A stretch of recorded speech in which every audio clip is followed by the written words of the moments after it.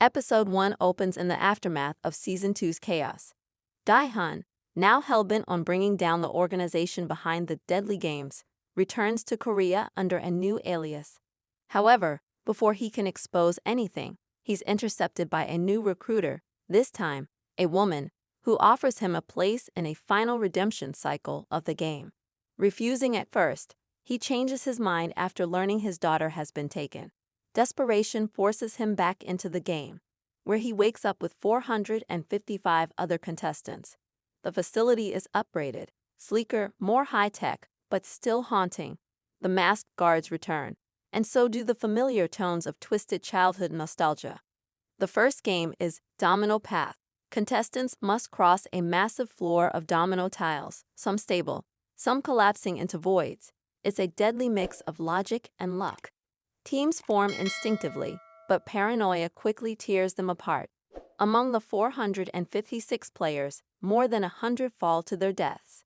One player, dubbed Blue Cap, sacrifices himself to test a tile, saving his team, but confirming the game's brutality has not dulled. By the end of the game, 312 players remain. Episode 2 opens with shock and grief. Bodies are removed like trash. Jae-hun keeps a low profile, trying to gather allies who might help him turn the tables. He meets So-mai, a street-smart young woman pretending to be Nave, and Jae-hwan, a disgraced ex-cop who faked his death to join the game and expose it from the inside. The next game, Marble Reflection, is a warped take on the marble game from Season 1. This time, players pair up again, but they don't compete. Instead, they must answer questions about each other truthfully while standing on a pressure-sensitive platform.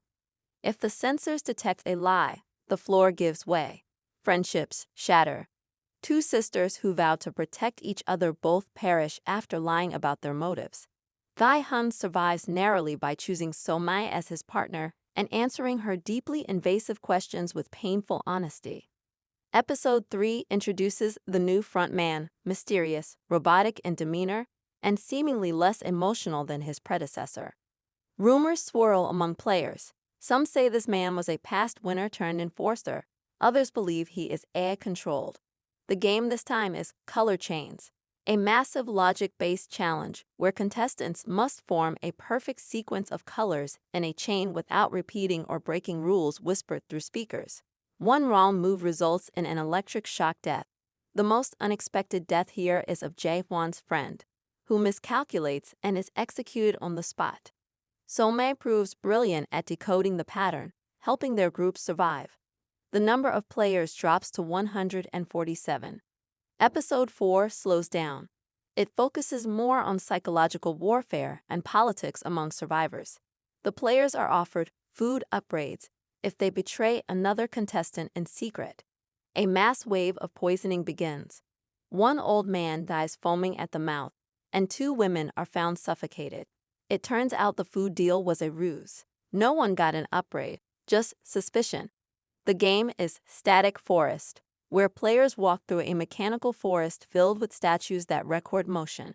At random intervals, the statues spin. If you're caught moving, you're eliminated by laser. A haunting remix of classical music plays. Jae-hun uses his memory of a war museum to predict the statue movement patterns. So-mai is nearly caught, but Jae-hun pulls her down just in time. Still, 38 players are killed. Episode 5 shakes everything up. Overnight, the facility is attacked by outsiders. A faction of masked guards goes rogue. Alarms blare. It turns out this rebellion is staged, an experiment in chaos. The real game is Trust Fall. Players must choose two allies. One will jump backward off a tall platform. The others must catch them with a rope harness or let them fall. Only players who demonstrate trust and commitment live. It's emotional carnage. Some drop their allies out of vengeance or fear. Others refuse to participate and are executed. Jae-hwan's plan to infiltrate the system backfires when his former friend lets him fall. His death rattles everyone. So-mai and Dae-hun survive barely. Just 47 players remain. Episode 6 is the most shocking yet. No traditional game is announced. Instead, players are escorted one by one into a pristine white room. Each is handed a sealed letter. Inside, a message. You may leave, but only if no one else dies. The twist? They're each told they're the only one with this offer. If anyone opens the door, they all die. It's a test of collective survival versus selfish delusion. Tension climbs minute by minute. A young mother sobs, believing she can see her child again. She opens the door, triggering a gas release. 15 die instantly.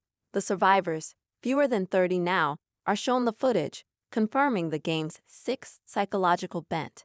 Dae-hun loses it. So Mei has a breakdown. Trust is officially dead.